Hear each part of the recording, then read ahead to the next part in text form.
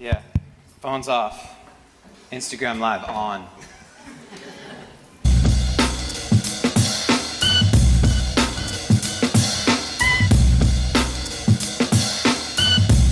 Yeah, this is a good turnout. Thanks for coming out on Wednesday, May 15th. My name is Ethan Lipsitz, and I am a co-founder of the company Apliiq, A-P-L-I-I-Q. We are a Shopify app and are going to talk a lot about what we do. But about 2 years ago, I actually had a bit of a health crisis and was diagnosed with brain cancer. And so I stepped down from leading the company full time and have been focused on art and healing and love activism. So I also am a podcaster and have a podcast called Love Extremist Radio. So if you guys like podcasts, check that out. Woo! I have some incredible folks here with me tonight. Really psyched to have this panel going for you, all about starting a clothing line in 2019. And the in 2019 is important because it's not 2018 anymore and things are changing. And so just the relevance of what's happening today and being at Shopify, you know, even 5 years ago, we probably wouldn't have been having this conversation here. So it's pretty cool to be here in the row where things are evolving and having Shopify host us. Thank you to Lori and the team at Shopify for doing it.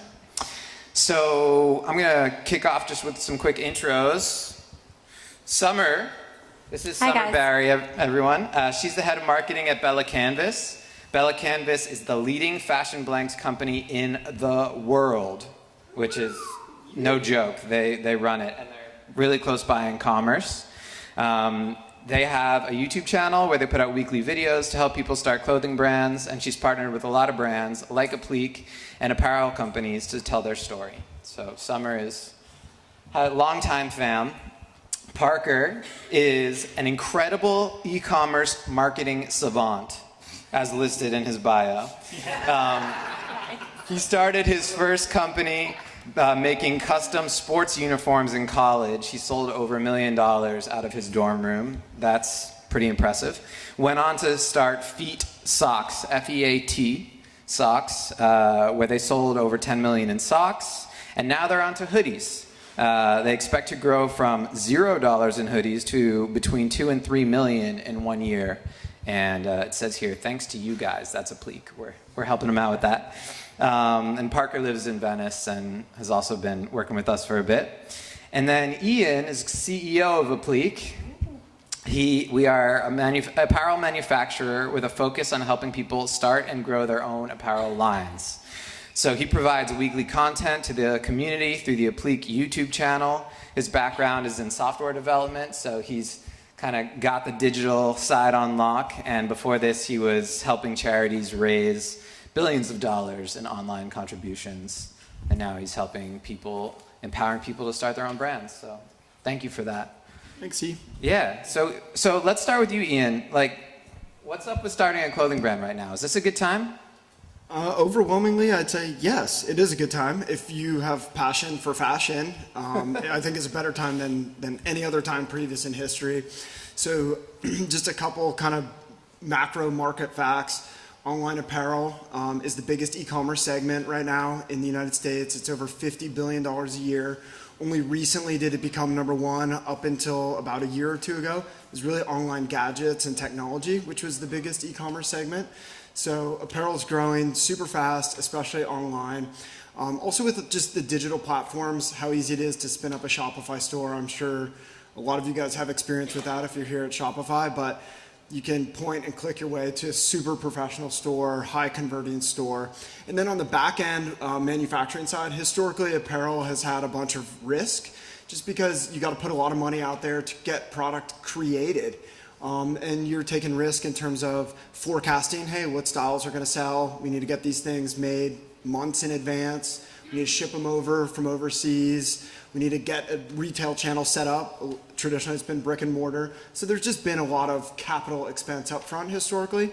With the advent of dropshipping and being able to create a lot of stuff on demand, that approach just shields you from a tremendous amount of financial risk. You can make a sample for $25, for $50. You can take great photos. You can do online marketing. You can only pay for what you use with marketing through programs like Facebook and Instagram ads, and you guys know all the ad platforms. So it just allows you to manage cash very effectively in this day and age, where you can experiment with a lot of stuff, a lot of different styles, a lot of different marketing approaches. Start to find things that work. I think you'll hear a lot of this from Parker as he jumps in as well. But finding things that work, looking for small signals, and then starting to put capital behind them once you have more confidence that things work. So yeah, overwhelmingly, I think it's a great time. If you're passionate about being an entrepreneur and you like the apparel category, I'd say 2 thumbs up. Hell yeah, thank you. I also want to say just that note, like it's a good note to take. When you find something working, like double down, try it again, and like maybe tweak it a little bit, but it's really important. I find sometimes as an entrepreneur, we get excited about the next thing and we kind of forget about what was working, or we want to try something new and like constantly find the next thing. But in fact, like the most successful businesses really just iterate on what they have and find a product that sells, then they release another colorway, right? Or find a way of getting to a market and keep going to that festival. Find another festival that's just like it, right? So I really appreciate that point. Parker, let's talk story time. How'd you do it? What's your story? I mean, I know that you grew from your dorm room, but how did you build Feet Socks originally, and how has it evolved? Yeah, so I was making custom sports uniforms during college, and we would outfit them almost head to toe, which is when I stumbled into the socks, and all my customers said, I want socks to match your uniforms. I said, this is so weird, like, why are guys for the first time in so long, like, or in my lifetime, really, like, caring about socks? That was not a thought that we had, this is 2000, like, maybe 14 or something, and all of a sudden this trend was just coming in. Socks were just hot, like, guys were wearing them to work and with suits and stuff, and it was just a wave that I stumbled into. So I met this kid in class, and he ended up being my business partner, still is to this day. But at the time, we didn't know each other at all. And he was working on something else. I stumbled in the sock category. He said, I think I'm going to make socks. And he said, okay, like, let's go sell them on campus. I was like, what? Can you do that? Are you allowed? Like, what will happen? He's like, oh, it doesn't matter. So we go to TJ Maxx, Marshalls, and all these discount stores. We buy a bunch of Nike socks like everyone did. We did what we thought was sublimation printing. It wasn't. So we printed on them watching YouTube videos and then sold them to these college kids. And I dropped Taylor off, my partner, and I went and parked my car, came back, and he had like $300 in his hands. I'm like, what the heck? Like, we're selling socks. These are $10. It doesn't make any sense. And I honestly thought he had the cash in his pocket and he was joking. I thought he had it from before. But the fact of the matter was, we just stumbled into a category that was hot, that was working. The product we had was horrible, but it was just good enough to like test it. And that allowed us to spend the next 3 years and so many hours just pursuing the sock category. So it was definitely like humble, crazy beginnings, just making it up with no idea what we were doing. We really didn't have a vision much beyond sell socks that day at that table on campus. And it was just sell that first pair, and then it led to the next pair. And said, to your point of, wow, socks are interesting. How do I make the sock better? It wasn't, oh, let's go make this or that and this. It was just, how do I make this sock better? And I think like that really, like, as you were saying that before, Ethan, I was thinking, if you think of in the last 5 years, the biggest, most successful companies, they're all known for probably one product, right? Away, travel company, just raised that $1.4 billion valuation. They're known for suitcases. Yes, they're becoming a travel company, brand, whatever, but like they made the suitcase cool. It's a fashion piece. You go in an airport around the world and you have there's dozens and dozens of these white suitcases. Every category kind of comes up. They get famous for something. Nike got famous for running shoes. Yes, they make everything else now, but it's just interesting to think about every single major company. Right. Yeah, so thank you for sharing that story. I want to come back to you because I think you've done some really cool stuff in marketing since then that's worth talking about. But I also want to give Summer the floor. So as a manufacturer and like the manufacturer of apparel and sportswear in America right now, like what are you seeing that's working for you? What's really like kind of like the request that's coming in, and how are you filling that? I think things really changed for Bella+Canvas about 2 years ago when we came out with what is called the fast fashion collection. So typically in wholesale, product is released every single year. and you have to appeal to the masses because you need your distributors to pick it up, and it was just leading the entire industry to being very stale because you had to play it safe or it wasn't going to sell. So when we decided that we were just going to like, screw it, we're just going to do what we want to do, we want to be creative, we want to provide these silhouettes and these colors that we actually want to wear, instead of like, okay, what is Apple or Google going to pick up for their like promotional tee? So with that, I mean, we do so much of our manufacturing in LA that we were able to do this quick turn. So we release 1 to 2 products every month, and with as little lead time as like 3 months. So we're basically doing kind of pieces that people typically would have to do cut and sew for. So like, right, our recent releases is like a curved men's hem and like a split hem tee. So little kind of variations on your t-shirt that typically would have been the cut and sew route, and now you can get it for, you know, a wholesale price as an off-the-shelf blank. And really the only reason that's possible is because of, you know, companies like Apliiq and Shopify and the climate that we're in, where it's easy for anyone to start a clothing line, because now it's so accessible that we're selling to people like ourselves, and we're selling to people that want to like, you know, create brands like they see in their favorite retail stores. So the whole wholesale landscape has changed, and it's allowed Bella+Canvas to be more creative because people are actually willing to take risks. And yeah, I mean, like this cropped hoodie was an insane seller for us, and there was nothing like it in the wholesale space. And now there's some knockoffs, but yeah, I think that's been the biggest change. Yeah, imitation is the highest form of flattery.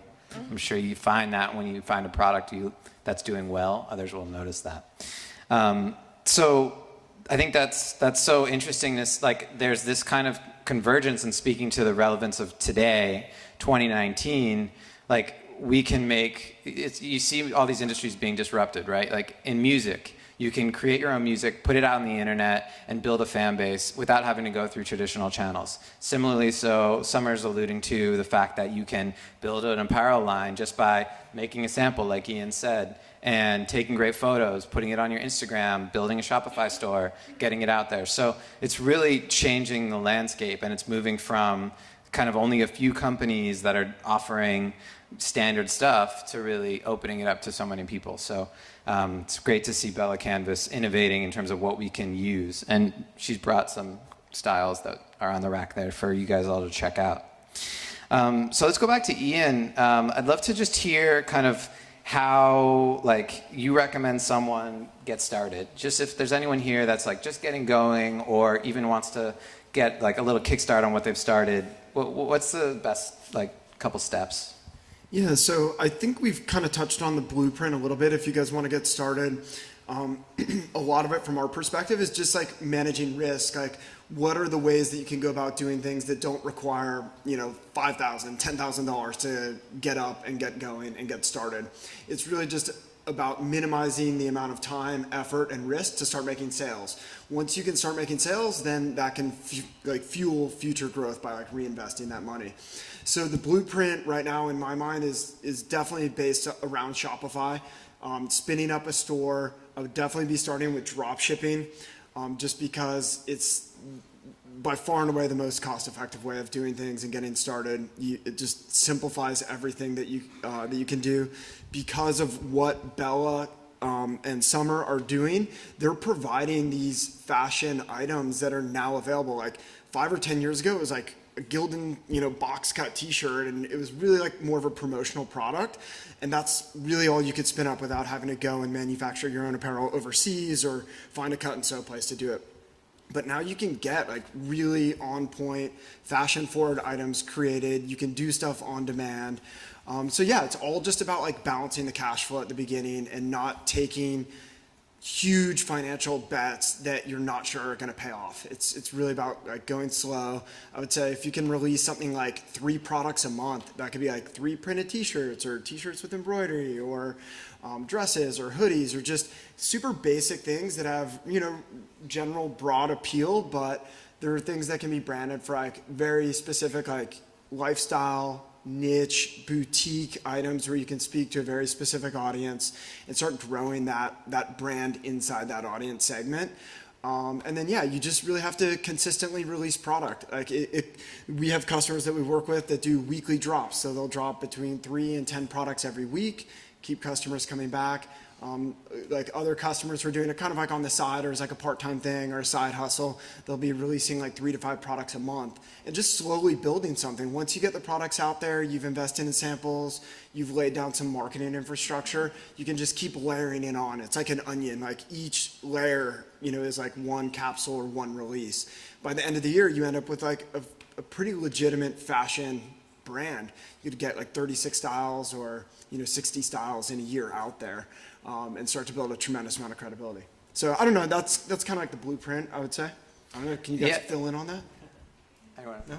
Yes? I just want to say quickly, we initially started off talking about focusing, and I think to Ian's point, what he means by releasing different styles every week is not necessarily coming up with a completely new silhouette or a completely new garment type, but rather saying, okay, I know this graphic is working, this color's working, let's try a different color, let's try to alter this graphic or work with the same designer and release something a little bit different. Maybe you want to try a new style, every month or something, but it really depends on the clip that you're going at. But I really do think focus is the name of the game, and having some styles that people are always going to be looking for is really important. I'd love to go back to Parker and talk a little bit about some of the marketing savantness. You've got some great marketing stories as to how you built Feet when you came to LA and how you got to know the community. And I think also speaking to starting in college, Apliiq started in my dorm room just making custom hoodies. And college is great because it's where people are, right? You have a flow of traffic. We got Hunter here, who was a college rep for Apliiq back in the day. And, we knew Hunter had community around him. He knew all the fraternities, he knew all the sports games, all the events. And so that was a genius first step in starting something. You were in the flow of traffic. But what were your next steps when you got to LA? So I'll rewind a little before LA. We knew we were a sock company. We figured that out. We said we're a sock company, sock trend is hot, we're going to follow that and go with it. So we knew we weren't going to do anything else but try to sell the most socks in the world. It was a simple mission, it was a big one, right? We want to sell the most socks out of any brand in the world. And what that did was we said, okay, well then we need to figure out how most cost effectively we can get a lot of people to know about our sock brand. And at the time, 2014, 2015, Instagram's really starting to blow up. And then influencer wasn't a word yet, but we were looking at people with these huge followings and so much engagement. He said, wow, they get so many eyeballs. How do we have a part of this? And it sounds crazy now to act like this is special, but even just 2014, that really was special. Working with people that had huge followings in 2014 was really special. So we became friends with and started to know Ali Raisman from the Olympics. She's an Olympic gymnast. And we were in Boston at the time, so we got connected to her, and we got her just before the Olympics. So crazy lucky timing. We got her just before the Olympics. She had 200,000 followers on Instagram. She would post about us and we'd sell a couple $100. And we're like, wow, this is amazing. Every time we sell a couple $100. Then she went to the Olympics, where the women's gymnastics team is the center of attention in the world for a couple weeks. They are the it team and people. So she went from 200,000 to 2.2 million in 4 weeks. And we were along for the ride because we already had a contract with her. So post-Olympics, I don't know if you guys remember this, but it was in every major tabloid, homepage of Yahoo, homepage of every website, Ali Raisman sock line, Ali Raisman sock line, that was us. And over 6 months, she did almost $500,000, and it was amazing. That was bringing us from basically zero to $500,000, and probably 20 or 30,000 new customers that bought socks and now loved us. So they were our early adopters that said I'm for this brand. So then we said, great, if we get 5 more Alis, then we're doing $2.5 million a year. So where do we get 5 more Alis? And what we realized was they all live in LA. We realized that we're in Boston, no one lives in Boston. And we realized they all live in LA. And we also noticed that YouTube was really popular at the time. Instagram, YouTube, this Vine was a thing still, if you remember that app. And what we realized was, my business partner figured this out, all these guys that were becoming social media famous lived in one building in Hollywood. So my business partner called me and said, hey, we're moving to Hollywood. So we packed up our bags and moved into the building to be their neighbors. And we spent 6 months trying to befriend all of them because we knew like these were our other allies, you know, so we could just rinse and repeat with this influencer formula. And we became friends with Logan Paul before his controversy. And he was the king of the internet at the time. He was just absolutely blowing up. And YouTubers, again, crazy timing. YouTubers did not have merch yet. It wasn't a thing. YouTubers didn't make merch, and no one. I mean, you guys remember 2016? I think it was. People weren't really making merch on YouTube. Like people didn't know that they could sell. I remember we said to Logan, "Let's do some socks together," and he said, "Dude, my people don't buy anything. My people don't buy anything." So we spiced it up, and my business partner had this crazy car. It's called a Polaris Slingshot. It's like a 3-wheel jet ski, snowmobile, motorcycle looking thing. And we wrapped it in this crazy wrap that was like really on brand for us. So it was like bright neon flowers and stuff. And we said, okay, Logan, we know you have more money than we'll ever have right now, you know, at your young age. We know if we paid you a ton of money, it really wouldn't mean anything. And that wasn't going to be what, you know, because he didn't want to do a deal. He was like, you know, if I make another 100,000 from this, it really doesn't change my life. But what we realized he needed content because he was a daily vlogger. So we said, great, we have a lot of ideas. We'll help you with ideas. We'll bet you this car that you can't sell 20,000 pairs of our socks. So then it became this ongoing thing for like a couple weeks, maybe a month of like, he calls his people a Logang. He's like, what's up, Logang? Like, we got to sell 20,000 pairs because I'm going to win that car. And that was his story for a couple weeks. I don't even think a couple weeks, maybe a week or two, because it's vlogging every single day. And what that did was now he had to sell 20,000 pairs of socks, and we were selling them for $20 each. That's $400,000 he had to sell to win our $10,000 car. So it just made so much sense for us, but it made sense for him. And, you know, it just made so much sense. So it was this crazy thing. He posted his first post. He sells like $400,000. It's just insane. He blows it out of the water, and then his management saw how successful it was. Long story short, his management was like, hey, I don't care about that car. Just cut this. We're going to go build your own brand because this is so wildly successful.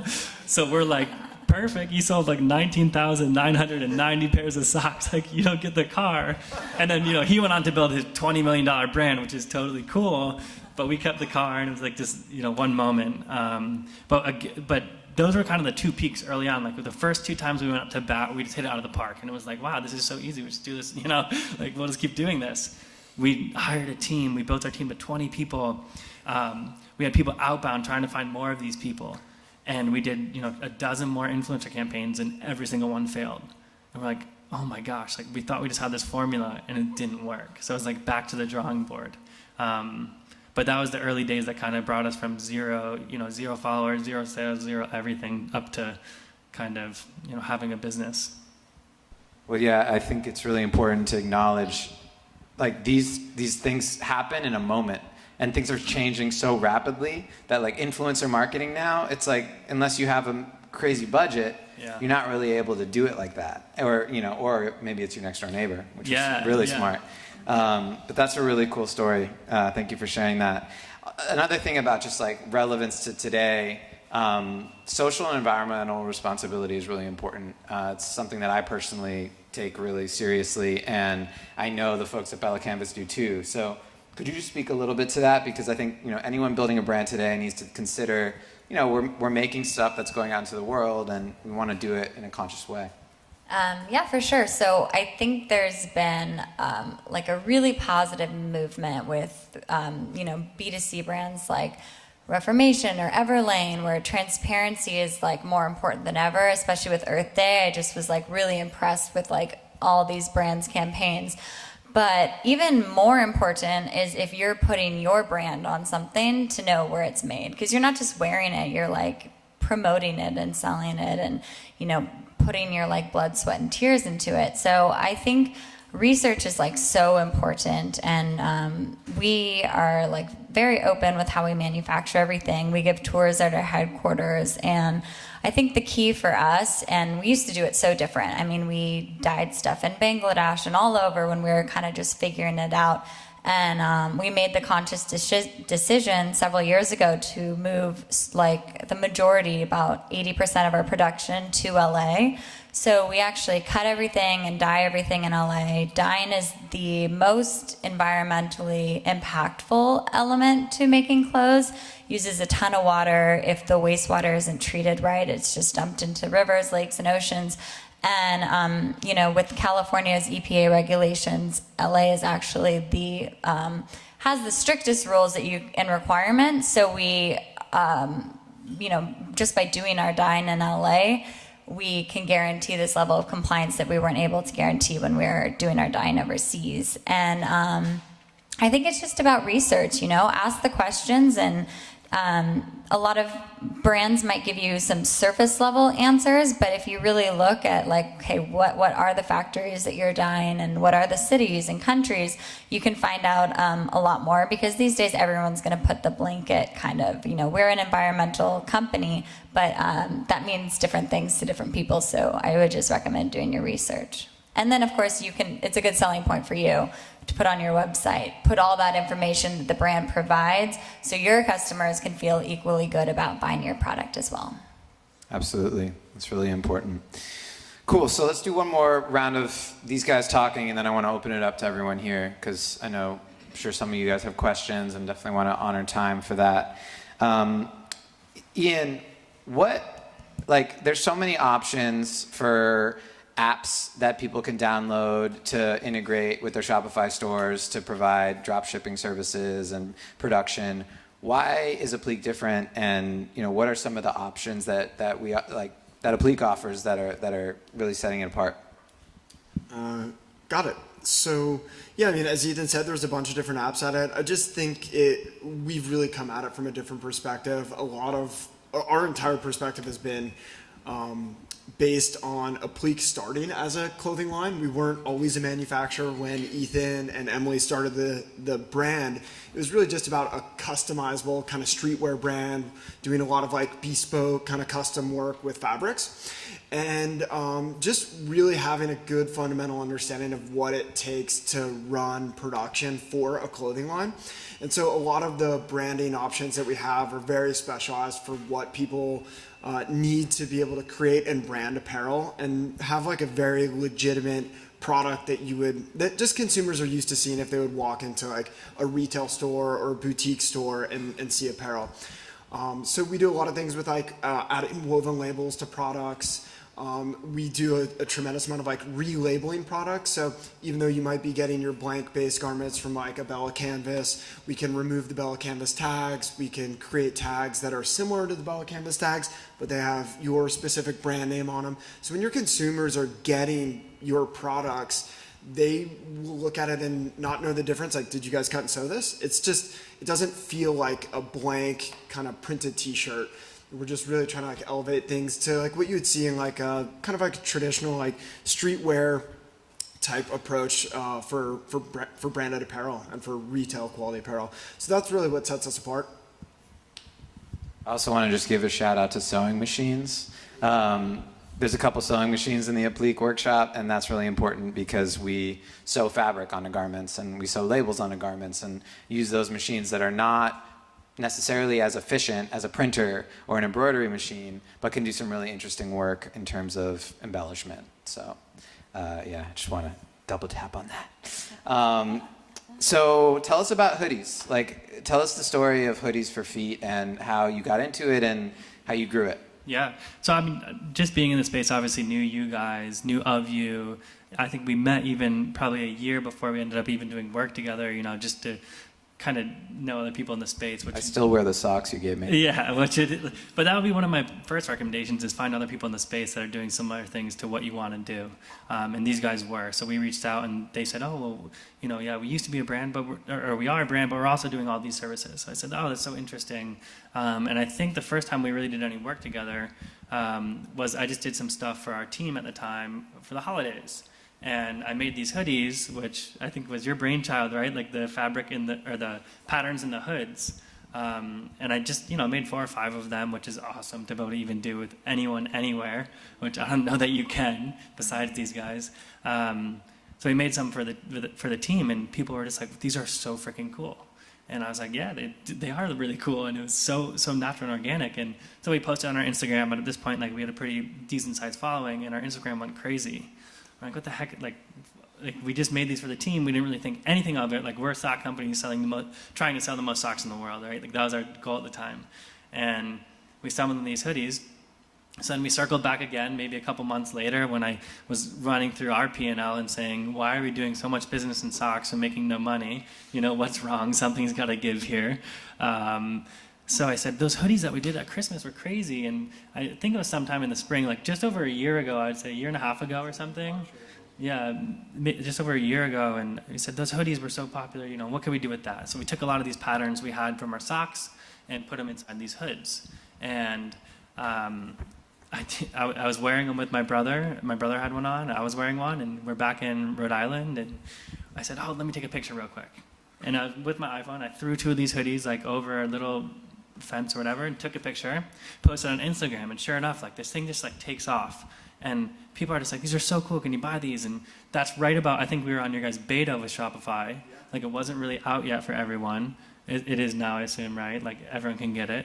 So we plugged in like one of the earlier ones with Apliiq and Shopify collaboration, in the App Store, which is amazing. So, because at the time we didn't have any money, we were doing a lot of business, but we weren't making any money. So I was like, I can't buy 1,000 hoodies. He said, well, we're doing dropshipping. Let's integrate directly, which is like a game changer for us. So we integrate directly. We get all set up, like the easiest thing. Upload some pictures. I post this picture on Instagram, and it goes wild. And I mean, you were looking at it, the actual product in the warehouse. I mean, you probably know more about like what that growth is like, but it was just crazy. It took off, and then the product would get, like, they would sort. But what's crazy about this too is that we were using Bella hoodies, and these guys were doing all the work on them, and it's just cool to be on this panel right now with both you guys, because this business went from nothing to, I think we could do like $3 million in these hoodies. And if it wasn't for the ability for Apliiq to plug in directly with Shopify with the Bella blanks, like, none of it just would have come together. And it was just kind of like that mix of all of our skill sets coming together that allowed these hoodies to just explode. So it went from, I don't know, we're doing a couple hoodies, and then it was like 1 month was like 5K, and we were on the phone. We talked about it. We're like, oh my god, like, it's dead of summer. How are people buying hoodies right now? Yeah, it was the middle of the heat wave. Heat. It was like hot. Like, LA was like 95 degrees. I was like, I don't think they're in LA, man. So and then the next month it was like 10, and we were like, this is crazy. Something's happening. And then by like fall it was like, I don't know, it was like $200,000 a month. Yeah. In hoodies. In these hoodies, it's crazy, and we're still drop shipping them. Yeah. And I mean, props to you guys, because it was for, like, I have no idea what the operation would even take. Like, I couldn't imagine it to be able to handle one item and then probably what was like 10,000 items or something, or whatever, a couple thousand. So it's crazy. Yeah, it just took off, and Apliiq was there to fulfill it all and grow it. And obviously from you guys, we're all buying a ton of hoodies, and yeah, it was a crazy process. I feel like that answers the question if it's a good time to be in apparel. Right. Our powers combined, we are Captain Hoodie. So just like a couple of things, like takeaways that I'm getting from that are, like, essentially you did a sample for your team, right? Like, yeah, exactly. You basically did unintentional the sample. Unintentional sample. You post a photo on Instagram, you get customer feedback, and then it's like, bam, let's go. Yeah. We want it. And the other thing that I think is really interesting is that it's important to touch on is fleece is really high margin. So if you start, like, most people think of starting their clothing line in t-shirts, but everybody loves fleece. You can do a lot of really cool stuff with it. It's a lot easier to embroider. It's heavier weight. There's incredible selection. I mean, Bella+Canvas makes some beautiful fleece. And so it's just something to keep in mind. If you really want to make kind of higher margins, you can usually charge a little bit more money for it and make a better markup on it. So something to keep in mind in terms of the fleece world. I think on that too, like, thinking about, if I was sitting here thinking about what we're going to start next, or, I mean, I am honestly always, like, I guess I'm always thinking about that, but I always think about, like, perceived value. The perceived value in someone's eyes, and to that point, right? Like, a t-shirt, the perceived value, I don't know, at most, if it's the nicest t-shirt you've seen, it's like 40, 50, you've seen $60 t-shirts, but I've seen $250 hoodies, right?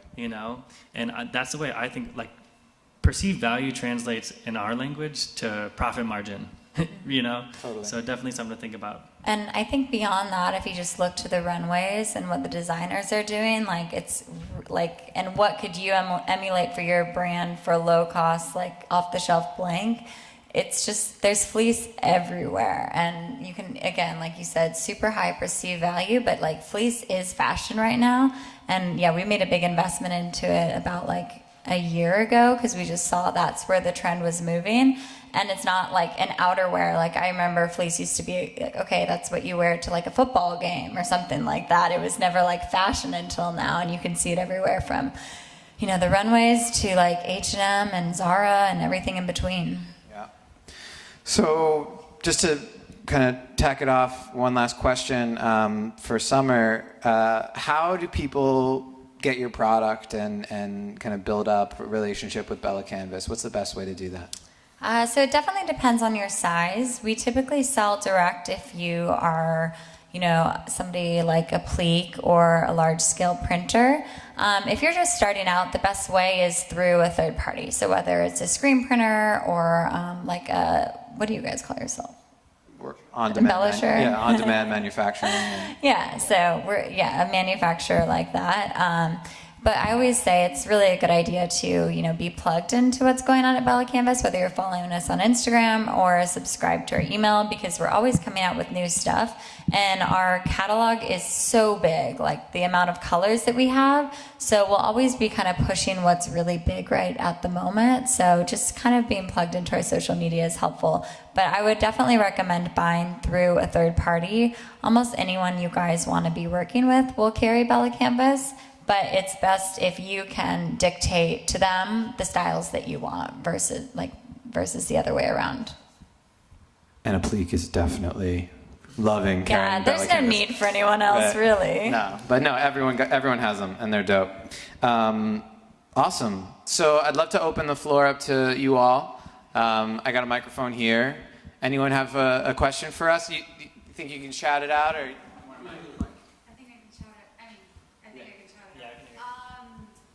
Awesome. Loved it. So exciting. Didn't expect this at all. And congrats to all of you guys for your achievements. What does the design process look like with you guys? Can we be super creative and come up with new things, or do you have some limits? Like a little bit more about that. Yeah, I'm happy to take that one. So there's a bunch of embellishment things that you can do, but just about everything also has its limits, right? So there's going to be some trade-offs that you see.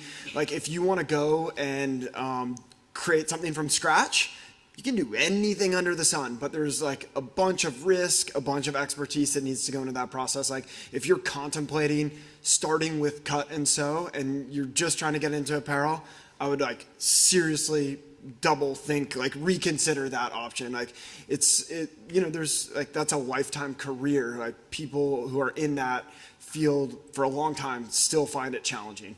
And it requires a ton of capital. If you go the dropshipping route, there's definitely like boundaries that you can play in. So you're going to be selecting from pre-existing blank base garments. Most dropshippers aren't going to be creating like a fully built, full construction thing from scratch for you. The awesome thing, like why 2019 is such a great time is because you have people like Bella+Canvas who they're not thinking of blanks as a promotional item. They're thinking of blank base garments now as a fashion item. And so just about like any style that people ask for, Bella+Canvas already has it or they're working on it. People are like, we need split tees. You know, they've been asking for it for what, a year, 2 years. It's like they're there, or scallop tees or different silhouettes for female t-shirts. So you can look to like a catalog like Bella+Canvas for that type of thing. In terms of like printing, there's the technology with like direct-to-garment printing has changed leaps and bounds even in just the last 5 years. You can get like screen print hand finishes, unlimited colors. You can print just about anywhere on garments these days. Embroidery is a tried and true option. So it's really a lot about embellishment and using pre-existing blank base garments. That's kind of like the rails that you want to operate on if you're going to be drop shipping. It's just like a good way of like conceptualizing what the boundaries for creativity are. But like even their 3001 t-shirt, I mean, what does it come in like 90 colorways? It's I like, think it's like 110. I mean, the options there are quite large. Like, And on that, you also have, like, to toot your guys' horn a little bit, the design studio on their website is so sick. It shows you your boundaries exactly, and like it's how we made that hoodie. They have templates that you're working within, so it kind of gives you the framework so that you can say, cool, this is the framework, let's work within it, and then boom, like you're off and running, selling product. Yeah, just to the like sewing machine point, we have on our platform ways for you to do embellishments like pocket tees or hoodie linings and things like that, where we're actually printing fabric and sewing it onto a garment to really make it pop and look very different from something that would just be a printed kind of slap a logo on something. So there's some really cool options that you can check out on the website, and it's pretty self-explanatory. And we also have a dope customer service team that's always available to help, you craft the perfect product. So my clothing line uses a lot of vintage clothing that I embellish, but I'm definitely interested in adding labels and embellishments, but basically, especially labels with my logo on it. So is that something that you guys do? If like I were to send the pieces I already have, or do you have to use those blanks to get started? it's primarily blanks to get started. If you guys like have your own type of stuff, that's going to be like stuff that for the most part like you're going to be embellishing, like adding patches to or adding your own woven labels. For drop shipping stuff, it's really about like pre-existing styles. We want to be able to offer things that we know can scale, so you can turn around and sell 1,000 hoodies at a time. It's not really for just like a one-off kind of project. We can do some like bulk stuff, but you just can't do that type of stuff on demand, right? It's like just too much logistical coordination, if that makes sense. Is logistical a word? Yes, it is. I made it up. If it's not. So with on-demand and Shopify, it's really easy to create a brand. That's the good news. Bad news is it's really easy to create a brand. So what would you say is the one or two things that differentiates a brand that takes off and a brand that just doesn't, is not successful? What's the good question. I could take a stab at it. We all want it. So I talk to a lot of brands. I think there's a few things. One is a built-in audience is always helpful. So you went the influencer route through connections, relationships. I think anybody who has kind of a megaphone is definitely going to have a leg up. So definitely think strategically about like what that could look like for you, or what sort of partnership could give you a megaphone. The other thing really is just like a strong point of view. And I think that there's a lot of things that you can do to differentiate your garment. Like you guys have kind of figured that out. Just slapping a logo. I mean, sure, sometimes it works. You have those like a ton of brands that just take a Game of Thrones quote and put it out there, and it does like crazy volume. But if you're talking about like a real brand that has like legs for the long run, I think whether it's through the design aesthetic or just the message and purpose of the brand that you have, having a unique point of view is what you're going to need to cut through the noise. I could not agree with that more. I think it just purely comes down to brand vision. Like, if you can consistently create products that are on brand and that brand resonates with an audience, you've laid the foundation for success. Like, a couple, like, they're like smaller niche brands, but like, check out something like Covey and Paddle. It's like an outdoor kind of sportsmanship, like duck hunting brand. Just go to the website, check out their Shopify store. Just everything is so dialed around that perspective. Like, you feel like you're outdoors, like when you're looking at their website, and just that translates so well for that audience. Yeah, we just did a video today on our YouTube channel about like the greater chances of success when you find a super specific niche audience. So, for example, there was like a streetwear religious brand, so like Christian Catholic messaging but with like a streetwear spin, super specific. Or like another one that we gave as an example was like the Bad Dads Club, and it was all towards like Harley riders that were now dads.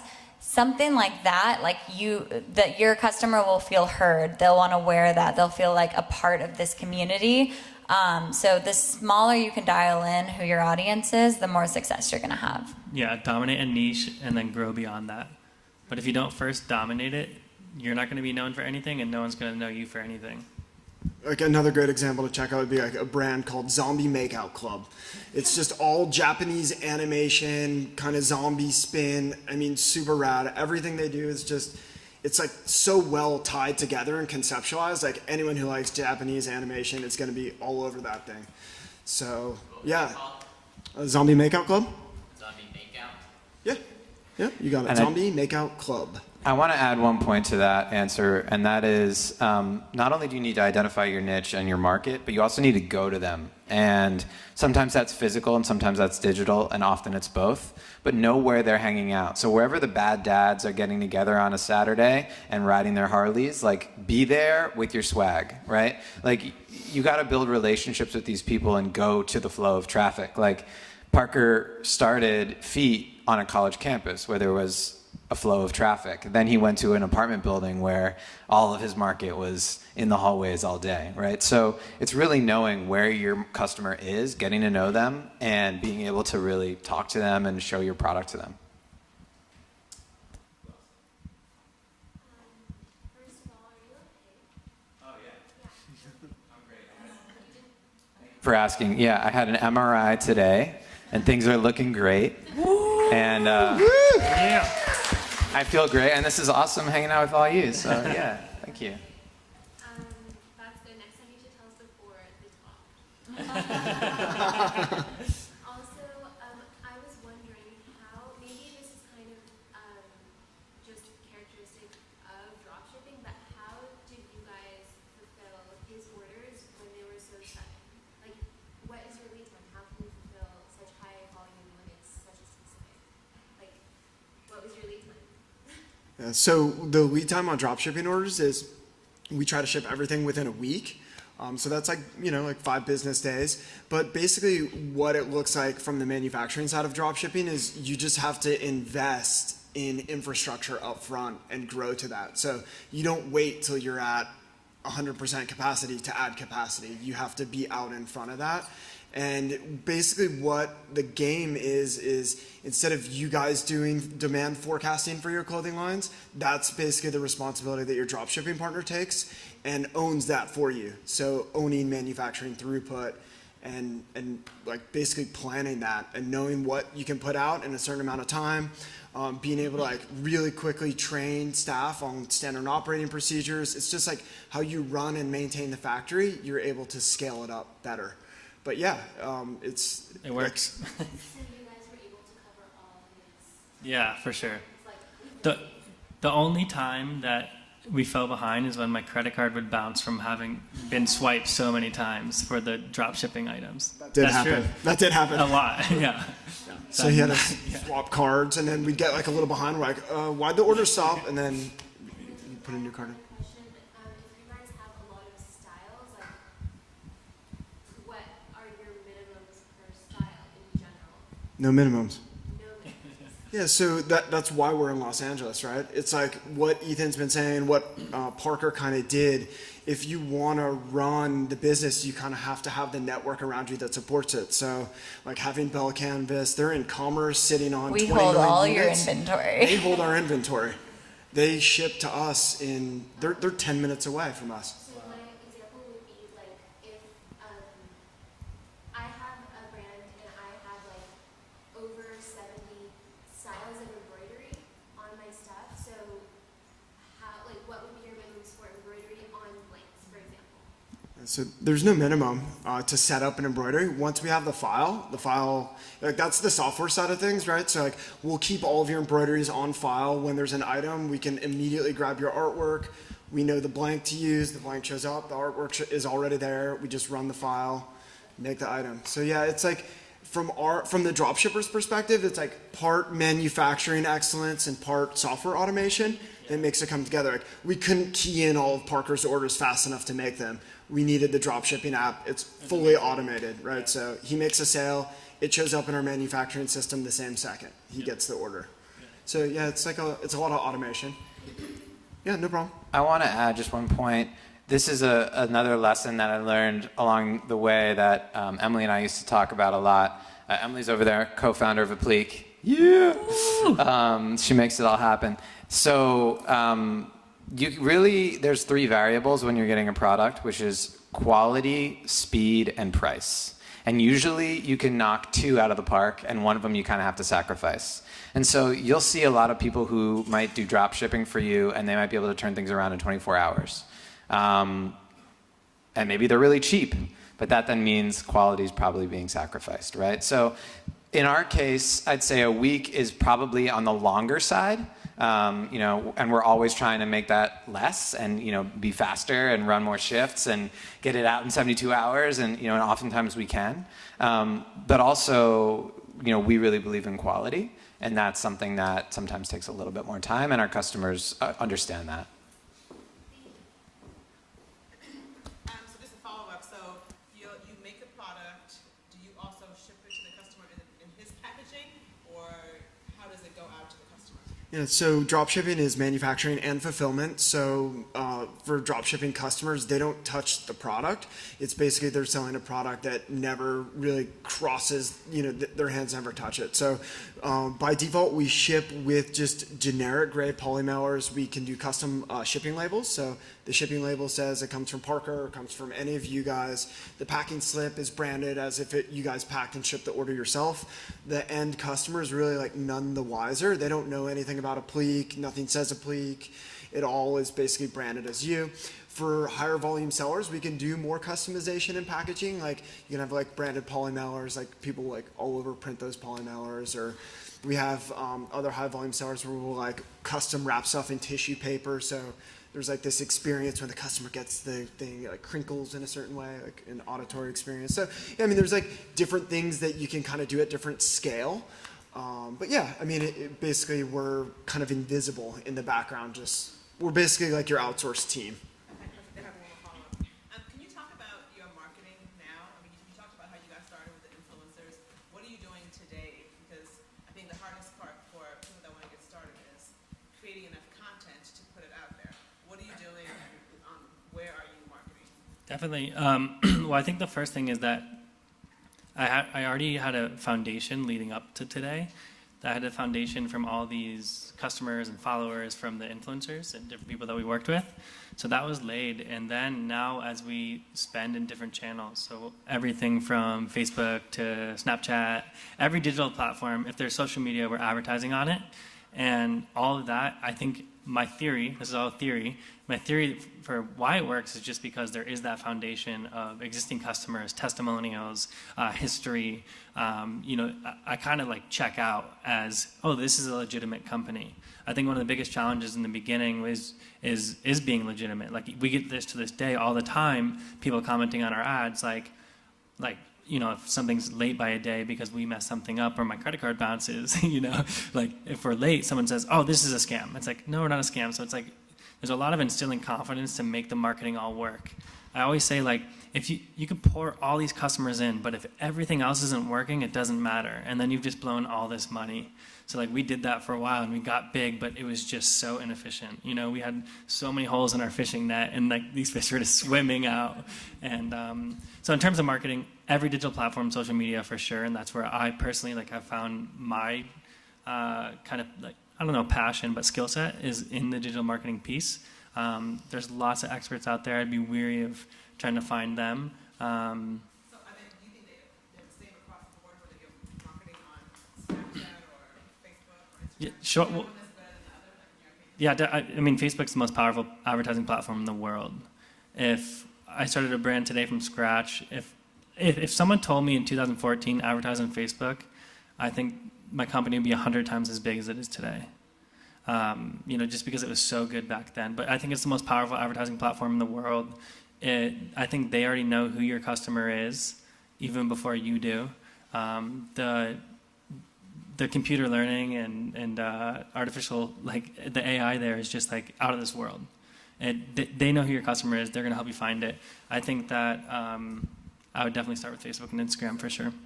Still, yeah. Yeah, and just one other kind of quick follow-up, like the better you know your customer, the better Facebook can help you find your customer. Yeah. So you take your list of 500 or 1,000 or 20,000 customers and you relinquish it over to Facebook, and then they'll go and find everyone who looks like that person for you, and they will drive out the customers. Yeah, I mean, like the more scale you have in terms of your customer information, the more you know your customer, you can scale up on ads. And then easier. on that, digital, like Facebook especially, and I mean all digital platforms are getting smarter every day, right? So before I kind of got this far down the digital advertising path, I used to think, shoot, I missed the golden age of all these platforms. But what I realized was these platforms are actually getting smarter every single day. Yes, they're getting more competitive, but they're equally getting smarter. So I still have a ton of confidence there, and I think there's going to be huge brands built through these platforms. Anyone on this side? Don't want to ignore you guys. Questions? You guys are quiet over there. So, it seems like it's really easy to work with you guys, and all we do is kind of select, style a t-shirt, submit an image, and let you know where we want it placed, and then just manufacture. Yeah, you actually. Is that the full question? Or? So you actually mock it up on our website, and so you can create, like you upload your art, you can place it where you want it. There's a lot of, you can choose your color, you kind of write notes if you have specific notes about how you want the product made, and then place an order. Normally we recommend placing an order and you get a sample, and then you can take photos, which you would use to market on your social media platforms, on your ads, and then also to use to sell on your Shopify store. We really recommend selling from quality photos. Even on a phone, you can take great photos with good light, and also having it on a model and just giving it a vibe that's true to your brand really helps. And so, yes, you can mock things up and use the images that we provide on our website, but best success is going to come when you get a sample and you do it right and you take a nice picture of it and you put it on your Shopify site. That too, yeah. I think it also just comes down to creating context around your products, right? So when you kind of started the question, you're like, well, I'm just selecting this color and this, and then like kind of putting it together. And like that's a part of the curation of running a lifestyle brand, but it's not just like selecting the pieces. It's also like putting that context around the product. Like how do you make a product feel like a zombie makeout club or like a feet socks product? Like I can walk in and see products in the workshop like being made, and I'm like, that like feels like feet socks, and sure enough, like it's a feet socks. I've never seen the product before. I'm just like, it feels like something Parker would have designed. I don't know why. It just has that vibe to it. And like for all the most successful customers, that's 100% true for them. So the product has like a certain message to it, and then the way that they tell the story around that product, whether it's story through video, whether it's story through advertising, whether it's story through a description on a product page, what does that product mean to your end customer? That's like where the magic happens. Like that's where the brand is created. That's my opinion. Yeah, designers can really help. If you aren't already naturally inclined to be a designer, finding someone who has a good eye and can help you come up with graphics and knows color and knows how to match colors, like can just set you, like it's the difference between something that's kind of amateur and something that's a bit more professional, and it really shows. So there's a lot of resources online to find a good designer and build really cool stuff, and it doesn't have to be very expensive to work with someone. Hey Parker, how do you do design? Our design has been everything from an iPhone picture of a doodle of a girl in my college class, a doodle that the girl was drawing. We take an iPhone picture and put that on socks. We've done patterns from friends. We've done patterns from, my own hand, like everything under the sun. So just piece it together and then bring it in the platform. We started with the hoodies and we were just using the mock-ups, which is amazing.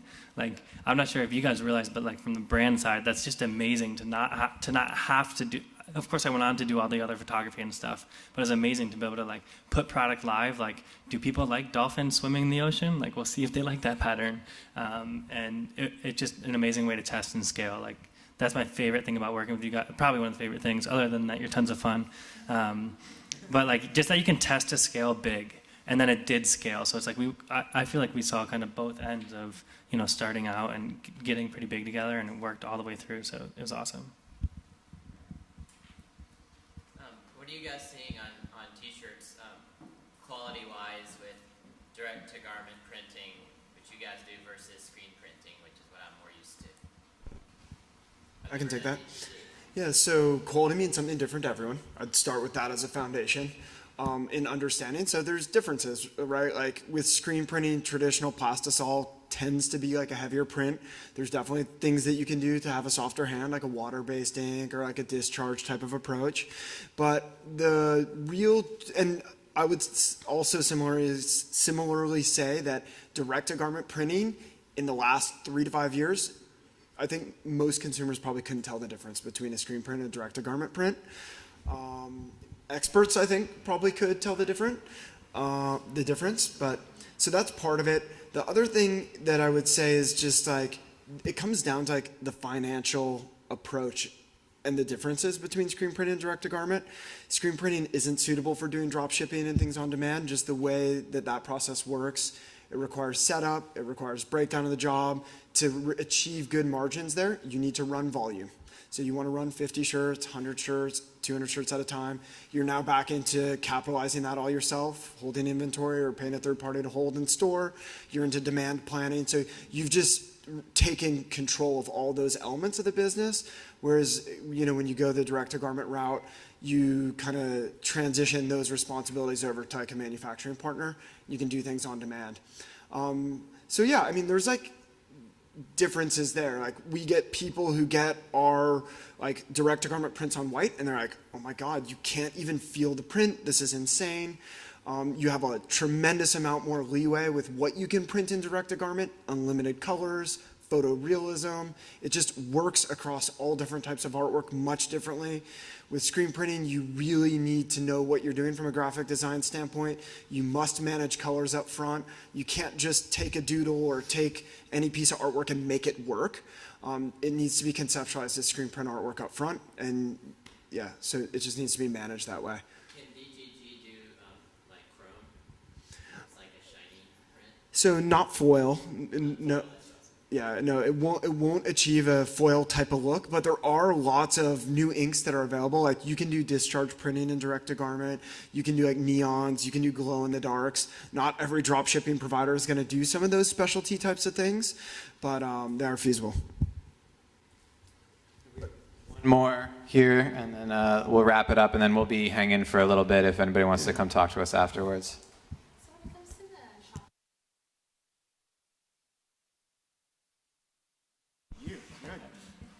Apliiq to make your stuff.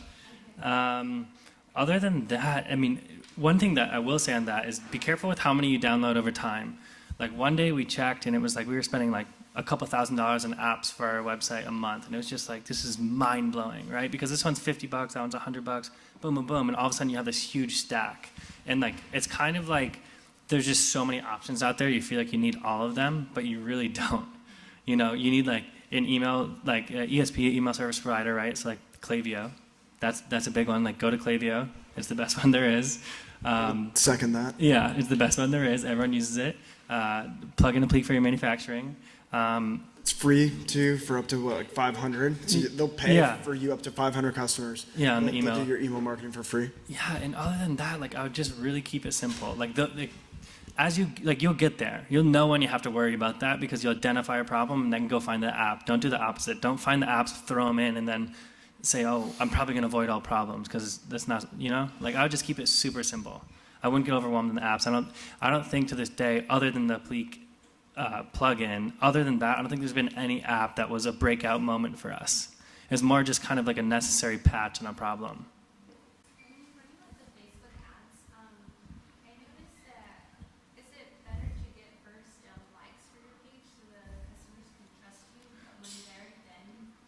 I think a couple of years ago, yes, but now I think it's actually not that important. I don't think that matters. I think that metric is becoming less and less valuable every day.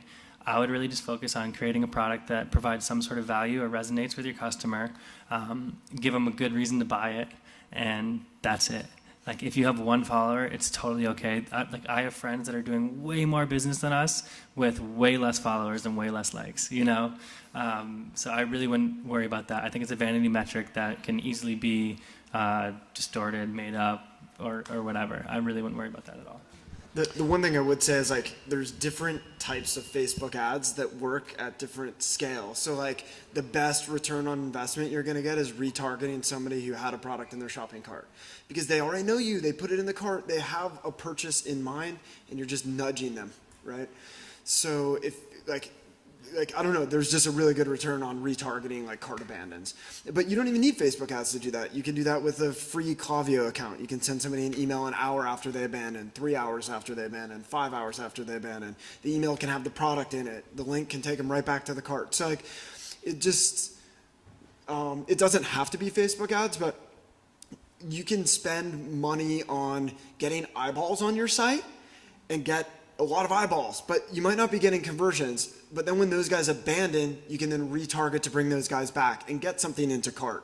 Now you got them in cart, then you can work like lower in the funnel and have more expensive ads, but ads that perform better for you. So there's like different parts of the funnel that you can hit with Facebook ads. And so I don't know, I would say like getting eyeballs. If your website traffic has 0 people, you don't have a conversion problem, you have a traffic problem. You know, use ads to get traffic to your site. Then see if you have a conversion problem. So I don't know. You gotta make sure you're like using the ad that solves the metric problem that you have. It's all math at this point.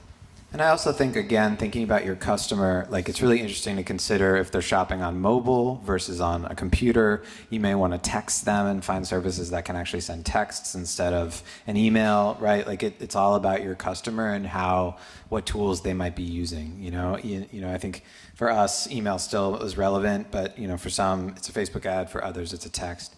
I want to wrap it up, if that's cool, and just make sure everyone tags and shouts out at Apliiq, APLIIQ, CEO Ian Gruber in the house. We got Parker from Parker from Feet Socks, FEATSOCKS, at Feet Socks, and Summer from Bella+Canvas. It's just You Bella. don't have to spell it. Yeah. Bella+Canvas, at Bella+Canvas. We'll be around for the next little while. I think there's some more snacks. I want to thank Shopify, Lori, Cody, the whole team for hosting us, and thank you all for coming out. And happy we got a couple samples here from Summer, and also a couple things that we do at Apliiq. So happy to talk to you all, and thanks for being here. Yeah, thank you guys. Appreciate it. Thanks, guys.